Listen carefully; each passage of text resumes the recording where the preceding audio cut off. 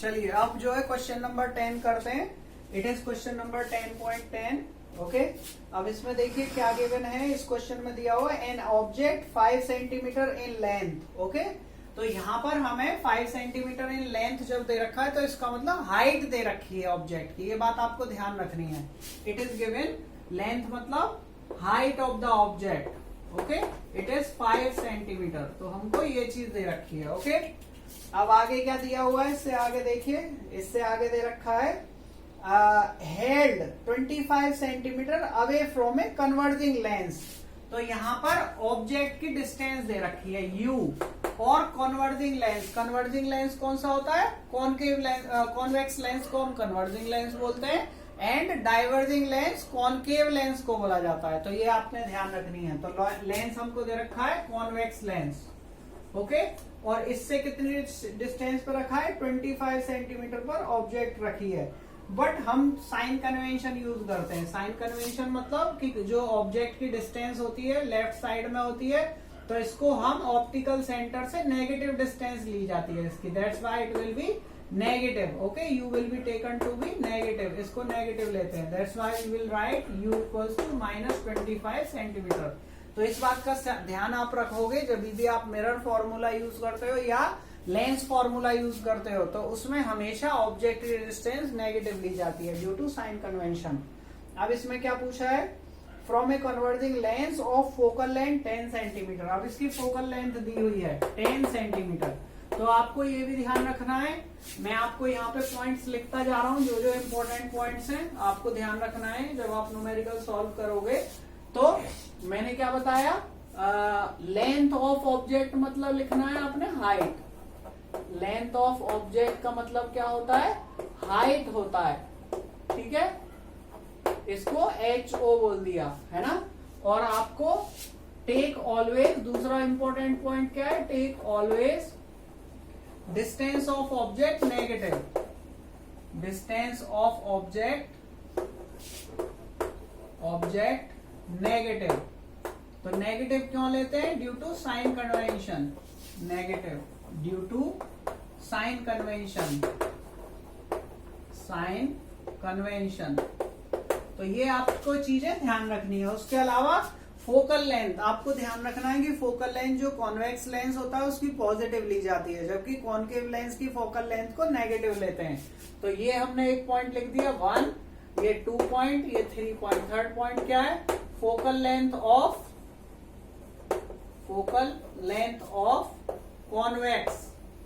Convex और converging lens. Okay, तो इसका नाम कन्वर्जिंग भी होता है क्योंकि ये लाइट रेज को कन्वर्ट करता है रिफ्रैक्शन के बाद में। Converging lens will be positive and diverging या कॉनकेव लेंस का कैसा होता है, नेगेटिव फोकल लेंथ होती है। तो इसको हम पॉजिटिव +10 लिखेंगे। अब आपको क्या पूछा है इसमें, आगे पूछा है इसने find the position, side and nature of the image formed. तो आपको नेचर फाइंड करना है इमेज का और उसकी पोजीशन एंड साइज भी फाइंड करना है। तो हम यूज करेंगे लेंस फॉर्मूले का। Okay, we have lens formula. Okay, lens formula, तो लेंस फॉर्मूले का हम यूज करेंगे। लेंस फॉर्मूला हमारे पास होता है 1/f is equals to 1/v minus 1/u। ये ध्यान रखना है, यहाँ पे माइनस साइन आता है और मिरर फॉर्मूले में प्लस आता है, इस बात का आप ध्यान रखोगे। तो इसमें पूरे साइन कन्वेंशन के साथ ये वैल्यू पुट करिए। तो पुट करने पर आपको क्या मिल जाएगा, यहाँ से v हमें निकालना है। ओके, पोजीशन के लिए। तो यहाँ से हो जाएगा 1/v इक्वल्स टू 1/f, इसको इधर ले गए, प्लस 1/u। ओके, और 1/v equals to value put करें f की, तो ये हो जाएगा 1/10 प्लस 1/u की वैल्यू हो जाएगी -1/25। अब हमें इसको सॉल्व करना है, तो इसको सॉल्व करना आपको आता होगा, आराम से आप सॉल्व कर सकते हो। एलसीएम लेंगे और देखिए इसको सॉल्व करने पर हमको v की वैल्यू मिलेगी। तो इसको सॉल्व करने के लिए और यहाँ का एलसीएम लिया हमने, तो पहले इसको लिख लीजिए 1/v इक्वल्स टू 1/10 माइनस 1/25। ये माइनस प्लस माइनस हो जाएगा, ये हमारा आ गया इक्वल्स टू, इनका एलसीएम ले लिया, एलसीएम आ जाएगा 50, 10 से 50 में डिवाइड करा 5 टाइम्स माइनस 25 से 50 में डिवाइड करा 2 टाइम्स, तो ये आ गया। और हमारे पास आ जाएगा, इसको देखिए उल्टा कर दीजिए, इन्वर्ट कर दीजिए, तो v इक्वल्स टू ये भी उल्टा हो जाएगा, तो 50 अपॉन 5 माइनस 2 3 आ जाएगा। तो 3 से ये 1 टाइम्स और 2 0 6 टाइम्स एंड फिर पॉइंट लगा के 6। This will be the position of the object. Okay, ये आएगी पोजीशन हमारे पास ऑब्जेक्ट की, v इक्वल्स टू 16.6 सेंटीमीटर। क्योंकि ये पॉजिटिव आई है, पॉजिटिव आने का मतलब क्या है कि ये जो वैल्यू है ये लेंस के दूसरी साइड में होगी। अगर ऑब्जेक्ट रखी हुई है लेफ्ट साइड में, तो जो इमेज है वो दूसरी साइड में, पॉजिटिव साइड में बनेगी साइन कन्वेंशन के अकॉर्डिंग। तो यहाँ पे लिखेंगे the image will be formed at, image will be formed at 16.6 centimeter on the other side, on the other side of the lens, of the lens। तो lens के other side में बनेगी। अब देखिए, इस बात से ध्यान हम अंदाजा लगा सकते हैं कि इसकी पोजीशन क्या होगी। ये फोकल लेंथ है, तो दूसरी साइड में जो दूसरा जो प्रिंसिपल फोकस होता है कॉन्वेक्स लेंस का, वो भी 10 सेंटीमीटर होगा। ओके, ये 10 सेंटीमीटर दिया हुआ है। अगर हम 2f की वैल्यू देखें तो 2f की वैल्यू 20 सेंटीमीटर होगी। यानी कि ये जो पोजीशन होगी ऑब्जेक्ट की, वो f एंड 2f के बीच में होगी, क्योंकि f है 10 सेंटीमीटर एंड 2f हो जाएगा 20 सेंटीमीटर। तो ये 20 और 10 के बीच में 16 सेंटीमीटर होगी। तो we can also say that the object image will be formed, the image will be formed between f and 2f on the other side. तो यहाँ पे हम लिख सकते हैं, और it will be between f and 2f, f and 2f on the other side, on the other side। यानी कि जिस साइड में ऑब्जेक्ट रखी हुई है उसके अदर साइड में होगी। अब देखिए, इसका नेचर बताना है हमको और हमें बताना है इसका साइज। तो नेचर के लिए हमें ये बात पता है कि कॉन्वेक्स लेंस से अगर इमेज बनती है f और 2f के बीच में, तो वो हमेशा रियल इमेज बनती है। ओके, कॉन्वेक्स लेंस से केवल लास्ट केस में, केवल एक केस में वर्चुअल इमेज बनती है, जब ऑब्जेक्ट कहाँ होती है, उसके f एंड ऑप्टिकल सेंटर के बीच में हो। तो ये जो बेसिकली हमारे पास इमेज थी, ये जो ऑब्जेक्ट थी, ये तो 25 सेंटीमीटर पर ये प्लेस थी, यानी कि इट वाज बियॉन्ड 2f। तो that's why image will be real. तो यहाँ पे लिखेंगे nature of image will B, or we can say image will be real, image will be real। तो रियल इमेज कौन सी होती है? Real image is one which we can get on screen. अगर हम यहाँ पे स्क्रीन रख दें, व्हाइट क्लॉथ रख दें, स्क्रीन या व्हाइट पेपर रख दें, तो उसपे बेसिकली क्या हो सकता है, इस इमेज को गेट किया जा सकता है। उसके अलावा हम देख रहे हैं इसका size. Now for size, now for size, तो साइज को निकालने के लिए हम मैग्निफिकेशन के फॉर्मूले का यूज करेंगे। मैग्निफिकेशन बेसिकली हमारे पास होता है m, m equals to formula लगाएंगे हम। बेसिकली m अगर हमें निकालना है तो हम फॉर्मूला लगा सकते हैं, it will B v by u। इसके लिए यहाँ पे प्लस आता है v बाई u में, यहाँ पे माइनस नहीं आता, माइनस वाला मिरर के लिए आता है, equals to h i upon h o, यानी कि height of image upon height of object. तो यहां से हम हाइट ऑफ इमेज निकाल सकते हैं। तो इसमें वैल्यू पुट करेंगे, तो देखिए क्या आता है वैल्यू पुट करने पर। तो यहां पर आ जाएगा हमारे पास m is equals to v की वैल्यू पुट करें, v की वैल्यू हम इसे रख लेते हैं 50/3 को, जिससे कि कैलकुलेशन आसान हो जाएगा। ओके, तो putting the value v will be 50/3। Okay, upon u की वैल्यू आई थी हमारे पास -25। Okay, it will B, and height of the image हमें फाइंड करनी है, और हाइट ऑफ द ऑब्जेक्ट दिया हुआ था हमें, कितना दिया हुआ था, 5 centimetre. Okay, it will B 5।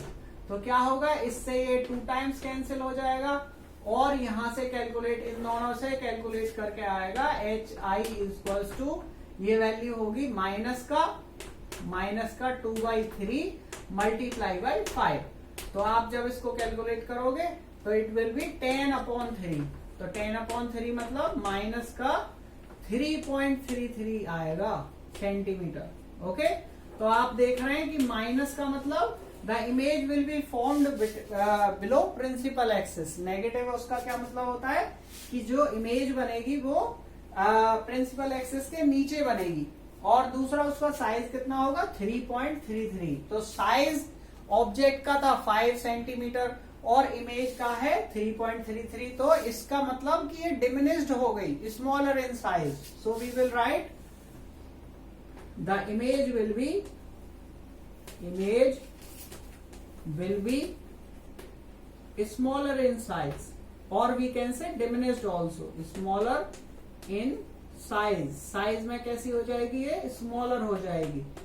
अब इसका अगर मैंने मान लीजिए वैल्यू आती 5 से ज्यादा तो हम कहते हैं मैग्निफाइड हो जाएगी या it will be larger in size. This is how this question will be solved. I hope so कि ये आपको समझ में आ गया होगा। Now come to question next. Okay, तो नेक्स्ट क्वेश्चन पर बढ़ते हैं हम, और नेक्स्ट क्वेश्चन है हमारे पास क्वेश्चन नंबर 11। ओके, ये क्वेश्चन नंबर 10.10 था। तो देखिए क्वेश्चन नंबर 11 हमारे पास क्या है। क्वेश्चन नंबर 11 हम करने जा रहे हैं। Question number 11 is basically a concave lens of focal length 15 centimetre. तो ये मैं इरेज कर देता हूं और क्वेश्चन नंबर 11 हम सॉल्व कर रहे हैं। क्या क्या उसमें दिया हुआ है देखते हैं।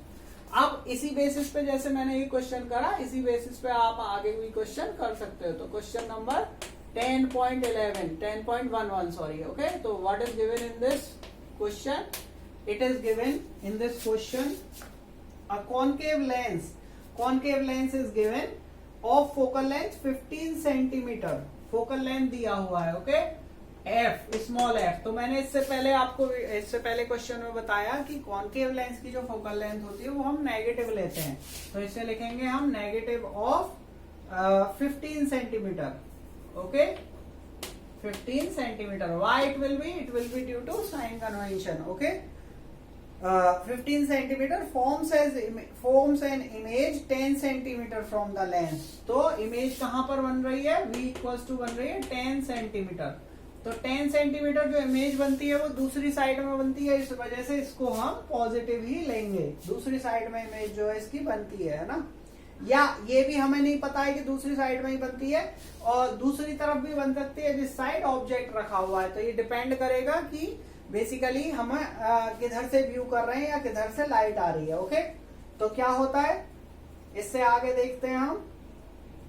10 centimetre from the lens, how far is object from the lens. पूछा गया है कि कितने दूरी पर जो है हमारे पास ऑब्जेक्ट होगा, ऑब्जेक्ट की दूरी पूछी है।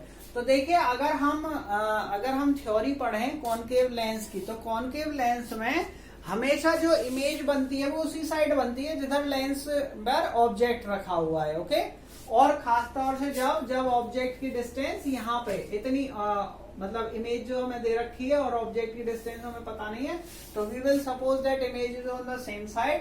With sign convention we will take this negative as well. इसे भी हम नेगेटिव लेते हैं। तो we will write by lens formula. तो लेंस फॉर्मूला देखिए क्या होता है, 1/f equals to 1/v minus 1/u। Put कर दीजिए वैल्यू, कितना हो जाएगा -1/15 इक्वल्स टू v की वैल्यू -1/10 माइनस 1/u। अब हमें u की वैल्यू निकालनी है, इसको इधर ले जाइए, इसको इधर।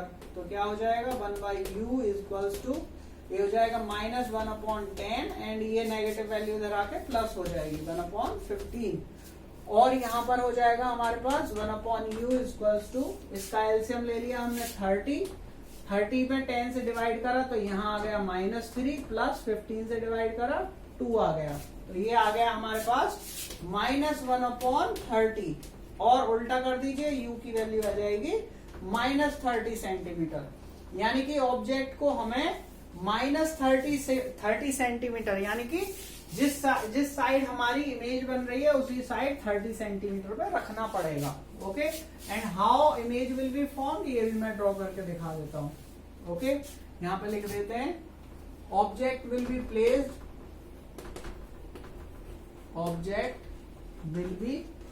Placed at 30